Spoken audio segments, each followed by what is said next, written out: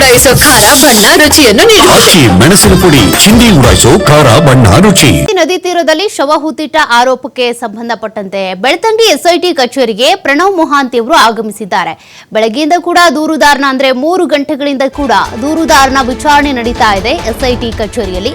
ಸದ್ಯ ದೂರುದಾರನನ್ನ ವಿಚಾರಣೆ ನಡೆಸ್ತಾರೆ ಎಸ್ಐಟಿ ಮುಖ್ಯಸ್ಥ ಪ್ರಣವ್ ಮೊಹಾಂತಿ ಅವರು. ನಿನ್ನೆ ಕೂಡ ದೂರುದಾರನ ವಿಚಾರಣೆಯನ್ನ ನಡೆಸಲಾಗಿತ್ತು. ಮೊಹಾಂತಿ ಅವರ ಸಮ್ಮುಖದಲ್ಲೇ ಅವರು ಕೂಡ ವಿಚಾರಿಸಿದ್ರು.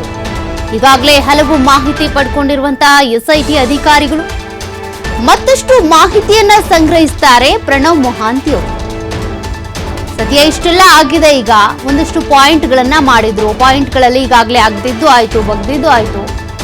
ಕೇಸ್ಗೆ ಸಂಬಂಧಪಟ್ಟಂತೆ ಅವು ಪೂರಕ ಸಾಕ್ಷಿಗಳ ಗೊತ್ತಾಗಬೇಕು ಅಂದ್ರೆ FSL ಇಂದ ರಿಪೋರ್ಟ್ ಬರಬೇಕಾಗುತ್ತೆ. ಎಸ್ಐಟಿ ಅಧಿಕಾರಿಗಳು ಅಲ್ಲಿವರೆಗೂ ಕೂಡ ಕಾಯಬೇಕು. ಆದ್ರೆ ಅಲ್ಲಿವರೆಗೂ ಮುಂದಿನ ನಡೆ ಏನು, ದೂರುದಾರನ್ನ ಇಟ್ಕೊಂಡು ಏನ್ ಮಾಡೋದಕ್ಕೆ ಸಾಧ್ಯ, ಜೊತೆಗೆ ಆತ ಹೇಳ್ತಿರೋದು ನಿಜಾನ ಸುಳ್ಳ, ಎಷ್ಟರ ಮಟ್ಟಿಗೆ ಸತ್ಯನ ಹೇಳಿದ್ದಾನೆ, ಅದ್ರ ಬಗ್ಗೆ ನಿನ್ನೆನೂ ಕೂಡ ಎಸ್ಐಟಿ ಮುಖ್ಯಸ್ಥ ಪ್ರಣವ್ ಮೊಹಾಂತಿ ಅವರು ವಿಚಾರಣೆ ಮಾಡಿದ್ರು. ಇವತ್ತು ಕೂಡ ಎಸ್ಐಟಿ ಅಧಿಕಾರಿಗಳ ತಂಡ ಈಗಾಗಲೇ ಬೆಳ್ತಂಗಡಿಯ ಎಸ್ಐಟಿ ಕಚೇರಿಯಲ್ಲಿದೆ. ಜೊತೆಗೆ ಇವತ್ತು ಪ್ರಣವ್ ಮೊಹಾಂತಿ ಅವರು ಕೂಡ ವಿಚಾರಣೆಯನ್ನ ಮಾಡ್ತಾರೆ. 3 ಗಂಟೆಗಳಿಂದ ದೂರುದಾರ, ಅನಾಮಿಕ ದೂರುದಾರ ಮಾಸ್ಕ್ ಮ್ಯಾನ್ನ ವಿಚಾರಣೆ ನಡೀತಾ ಇದೆ. ವಿಚಾರಣೆಯ ಸಂದರ್ಭದಲ್ಲಿ ಅನೇಕ ಪ್ರಶ್ನೆಗಳನ್ನ ಕೇಳಲಾಗಿರುತ್ತೆ. ಈಗಾಗಲೇ ನೀನ್ ಹೇಳಿದಂಗೆನೆ ಪಾಯಿಂಟ್ ಮಾಡಿದ್ವಿ, ಜಾಗಗಳನ್ನ ಗುರುತಿಸಲಾಗಿತ್ತು, ಅಗ್ದಿದ್ದು ಆಯ್ತು. ನೀನ್ ಹೇಳ್ದಂಗೆ 100 ಶವಗಳನ್ನ ಇಲ್ಲಿ ಹೂತಿಟ್ಟಿದ್ದೇನೆ ಅಂತ ಹೇಳ್ತಾ ಇದ್ದೆ. ಆದ್ರೆ ಸಿಕ್ಕಿರೋದು ಕೆಲವು ಮೂಳೆಗಳು, ಅಸ್ಥಿಗಳು. ಹೀಗಾಗಿ ಈ ಕೇಸಿಗೆ ಸಂಬಂಧಪಟ್ಟಂತೆ ನಿನ್ನ ಸದ್ಯದ ನಿಲುವೇನಪ್ಪ, ನೆಕ್ಸ್ಟ್ ಏನ್ ಮಾಡೋದು ಅಂದ್ರೆ ಆತ ಏನ್ ಹೇಳ್ತಾನೆ ಅಂತ. ಎಸ್ಐಟಿ ಅಧಿಕಾರಿಗಳ ತನಿಖೆ ಅಂತ ಬಂದಾಗ ಅಧಿಕಾರಿಗಳಿಗೂ ತೃಪ್ತಿಕರ ಆಗಿರ್ಬೇಕು, ದೂರುದಾರನಿಗೂ ಕೂಡ ತೃಪ್ತಿಕರ ಆಗಿರ್ಬೇಕು. ಈಗಾಗಲೇ ಆತ ಹೇಳ್ದಂತೆ ಗುಂಡಿ ಅಗ್ದಿದ್ದಾಗಿದೆ, ಅಲ್ಲಿ ಶೋಧ ಕಾರ್ಯ ಮಾಡಿದ್ದಾರೆ. ಮತ್ತೊಂದು ಕಡೆ ಅಲ್ಲಿ ಶೋಧ ಕಾರ್ಯ ಮಾಡಿದಾಗ ಸಿಕ್ಕಿರುವಂತಹ ಮಣ್ಣು, ಮೂಳೆಗಳು ಇವೆಲ್ಲವನ್ನೂ ಕೂಡ FSL ಕಳುಹಿಸಿದ್ದಾರೆ. ಅದರ ರಿಪೋರ್ಟ್ ಬರೋದು ಬಾಕಿ ಇದೆ. ಈಗ ದೂರುದಾರನ ವಿಚಾರಣೆ ಕೂಡ 3 ಗಂಟೆಗಳಿಂದ ನಡೀತಾ ಇದೆ ಸತತ. ಈಗ ಪ್ರಣವ್ ಮೊಹಾಂತಿ ಅವರು ಕೂಡ ಬೆಳ್ತಂಗಡಿಯಲ್ಲಿ ಇರುವಂತಹ ಎಸ್ಐಟಿ ಕಚೇರಿಗೆ ಆಗಮಿಸಿದ್ದಾರೆ. ಅವರು ಕೂಡ ಪ್ರಶ್ನೆಗಳನ್ನ ಕೇಳ್ತಾರೆ, ಮತ್ತಷ್ಟು ಡೀಟೇಲ್ಸ್ ಕೊಡ್ತಾರೆ ಪ್ರತಿನಿಧಿ ಆದಿತ್ಯ. ಈಗಾಗಲೇ 3 ಗಂಟೆಗಳಿಂದ ಅನಾಮಿಕ ದೂರುದಾರ ಮಾಸ್ಕ್ ಮ್ಯಾನ್ನ ವಿಚಾರಣೆ ನಡೀತಾ ಇದೆ. ಇನ್ನು ಎಸ್ಐಟಿಯ ಮುಖ್ಯಸ್ಥ ಆಗಿರುವಂತಹ ಪ್ರಣವ್ ಮೊಹಾಂತಿ ಅವರು ಕೂಡ ಈಗಾಗಲೇ ಆಗಮಿಸಿದ್ದಾರೆ ಅನ್ನೋದು ಗೊತ್ತಾಗ್ತಾ ಇದೆ. ಏನೆಲ್ಲ ಪ್ರಶ್ನೆಗಳನ್ನ ಇಟ್ಕೊಂಡು ಅದನ್ನ ವಿಚಾರಣೆ ಮಾಡಲಾಗ್ತಾ ಇದೆ, ಮುಂದೆ ಎಸ್ಐಟಿಯ ತನಿಖೆ ಹೇಗಿರುತ್ತೆ, ಅದ್ರ ಬಗ್ಗೆ ಏನಾದರೂ ಡೀಟೇಲ್ಸ್ ಗೊತ್ತಾಗ್ತಾ ಇದೆಯಾ? ಸೌಖ್ಯ, ಹೌದು. SIT ಈಗ ಮುಂದಿನ ಕಾರ್ಯಾಚರಣೆಗೆ ಸಂಬಂಧಪಟ್ಟ ಹಾಗೆ ಬಹಳ ತೀವ್ರಗತಿಯಲ್ಲಿ ಅನಾಮಿಕರನ್ನ ವಿಚಾರಣೆಗೆ ಒಳಪಡಿಸಿರೋದು ಮತ್ತು ಬೇಕಾದಂತಹ ಗ್ರೌಂಡ್ ವರ್ಕ್ ಅನ್ನ ಮಾಡ್ತಾ ಇರುವ ಸಂಪೂರ್ಣ ಲಕ್ಷಣಗಳು ಕೂಡ ಕಾಣಿಸ್ತಾ ಇದೆ. ಇದಕ್ಕೆ ಸಂಬಂಧಪಟ್ಟ ಹಾಗೆ ಮೊನ್ನೆ ಒಂದು ದಿನ ಅನಾಮಿಕನ ವಿಚಾರಣೆಗೆ ಬ್ರೇಕ್ ಹಾಕಲಾಗಿತ್ತು. ನಿನ್ನೆ ಸಂಜೆ ಬಳಿಕ ಮತ್ತೆ ಆತನನ್ನ ವಿಚಾರಣೆ ಕರೆದಿದ್ರು. ನಿನ್ನೆ ಕೂಡ SIT ಮುಖ್ಯಸ್ಥ ಪ್ರಣವ್ ಮೊಹಾಂತಿ ಅವರ ನೇತೃತ್ವದಲ್ಲಿ ವಿಚಾರಣೆ ನಡೆದಿತ್ತು. ಕೇವಲ ಅನಾಮಿಕನ ವಿಚಾರಣೆ ಮಾತ್ರ ಅಲ್ಲ, 1995ರಿಂದ 2014ರವರೆಗೂ ಕೂಡ ಧರ್ಮಸ್ಥಳ ಗ್ರಾಮದಲ್ಲಿ ಯಾವೆಲ್ಲ ವೈದ್ಯರು ಅಪರಿಚಿತ ಶವಗಳ ಪೋಸ್ಟ್ ಮಾರ್ಟಮ್ ಅನ್ನ ಮಾಡಿದಾರೋ ಅವರನ್ನ ಕೂಡ ವಿಚಾರಣೆಗೆ ಒಳಪಡಿಸಿದ್ದಾರೆ. ಅವರಿಂದ ಕೆಲವೊಂದಿಷ್ಟು ಮಹತ್ವದ ಮಾಹಿತಿಯನ್ನ ಕೂಡ ಪಡೆದುಕೊಂಡಿದ್ದಾರೆ. On spot post mortem theory ಬಗ್ಗೆ ಕೂಡ ಕೂಲಂಕುಷವಾಗಿ ತನಿಖೆ ಮಾಡಿದ್ದಾರೆ.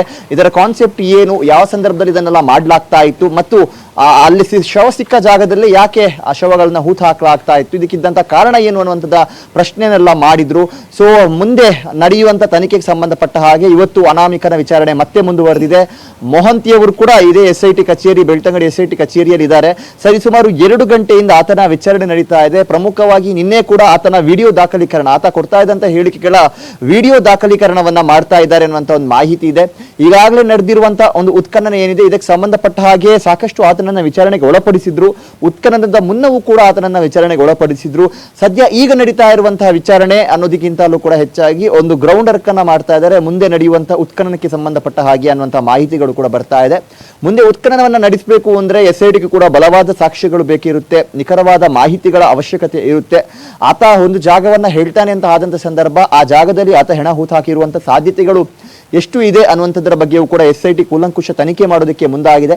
ಇದೇ ಕಾರಣಕ್ಕೋಸ್ಕರ ಬಹುತೇಕ ಎಲ್ಲ UDR ದಾಖಲೆಗಳು, ಅನುಮಾನಾಸ್ಪದ ಸಾವಿನ ಪ್ರಕರಣಗಳು, ಅಪರಿಚಿತ ಶವಗಳನ್ನು ಹೂತು ಹಾಕಿದಂತ ಸಂಬಂಧ ಧರ್ಮಸ್ಥಳ ಗ್ರಾಮ ಪಂಚಾಯತ್ ಅಲ್ಲಿರುವಂತಹ ದಾಖಲೆಗಳನ್ನು SIT ಕಲೆ ಹಾಕಿದೆ.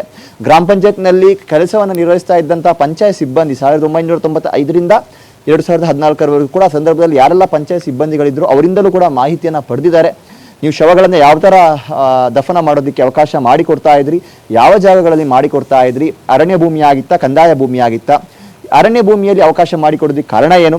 ಇದೇ ಪ್ರಶ್ನೆಯನ್ನ ಈ ಪೋಸ್ಟ್ ಮಾರ್ಟಮ್ ಮಾಡಿದಂತಹ ವೈದ್ಯರ ಬಳಿಯೂ ಕೂಡ ಕೇಳಿದ್ರು. ಆನ್ ಸ್ಪಾಟ್ ಪೋಸ್ಟ್ ಮಾರ್ಟಮ್ ಮಾಡುವ ಸಂದರ್ಭ ಯಾಕೆ ನೀವು ಅರಣ್ಯ ಭೂಮಿಯಲ್ಲಿ ಮಾಡ್ತಾ ಇದ್ರಿ? ಈ ಸಂದರ್ಭದಲ್ಲೂ ಕೂಡ ಅವರಿಗೆ ಒಂದಿಷ್ಟು ಮಹತ್ವದ ಮಾಹಿತಿಯನ್ನು ನೀಡಿದ್ದಾರೆ. ಅದು ಕೆಲವು ಅರ್ಧ ಕೊಳೆತ ಸ್ಥಿತಿಯಲ್ಲಿ ಮೃತದೇಹಗಳು ಪತ್ತೆ ಆಗ್ತಾ ಇತ್ತು. ಹೀಗೆ ಹಲವು ಮಾಹಿತಿಯನ್ನು ಕಲೆ ಹಾಕಿರುವಂಥ SIT ಮುಂದಿನ ಉತ್ಖನನಕ್ಕೆ ಸಂಬಂಧಪಟ್ಟ ಹಾಗೆ ಈಗ ಅನಾಮಿಕನನ್ನ ಬಹಳ ತೀವ್ರವಾಗಿ ವಿಚಾರಣೆ ಮಾಡ್ತಾ ಇದ್ದಾರೆ ಅನ್ನುವಂಥ ಮಾಹಿತಿ ಇದೆ. 30 ಜಾಗಗಳಲ್ಲಿ ಆತ ಉತ್ಖನನ ಮಾಡಬೇಕು ಅಂತ ಪಟ್ಟು ಹಿಡಿದಿದ್ದ. ಈಗಾಗಲೇ ಆ ಪೈಕಿ 17 ಜಾಗಗಳಲ್ಲಿ ಉತ್ಖನನ ಮಾಡಿದ್ದಾರೆ.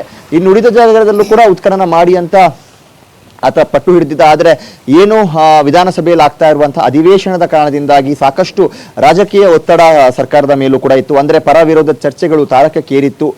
ಏನೂ ಸಿಗದೆ ಇದ್ರೂ ಕೂಡ ಉತ್ಖನನ ಮಾಡ್ತಾ ಇದ್ದಾರೆ, ಸಿಕ್ಕಲ್ಲಿ ಅಗಿತಾ ಇದ್ದಾರೆ. ಇದು SIT ಅವರು ಮಾಡ್ತಾ ಇರುವಂತಹ ತನಿಖೆನ ಅಥವಾ ಅನಾಮಿಕ ಹೇಳಿದ ರೀತಿಯಲ್ಲಿ, ಆತನ ವಕೀಲರು ಹೇಳಿದ ರೀತಿಯಲ್ಲಿ ತನಿಖೆ ಆಗ್ತಾ ಇದೆ ಅನ್ನುವಂಥ ರೀತಿಯ ಗಂಭೀರ ಪ್ರಶ್ನೆಗಳನ್ನ ವಿಪಕ್ಷಗಳು ಎತ್ತಿದ್ವು. ಮತ್ತು ತನಿಖೆಯ ಸ್ಟೇಟಸ್ ಏನಿದೆ, ಏನೆಲ್ಲ ಮಾಹಿತಿಯನ್ನ ಕಲೆ ಹಾಕಿದ್ದೀರಾ ಅದನ್ನ ಕೂಡ ಇಲ್ಲಿ ಬಹಿರಂಗಪಡಿಸಬೇಕು ಅನ್ನುವಂಥ ರೀತಿಯಲ್ಲೂ ಕೂಡ ಪಟ್ಟು ಹಿಡಿದಿದ್ರು.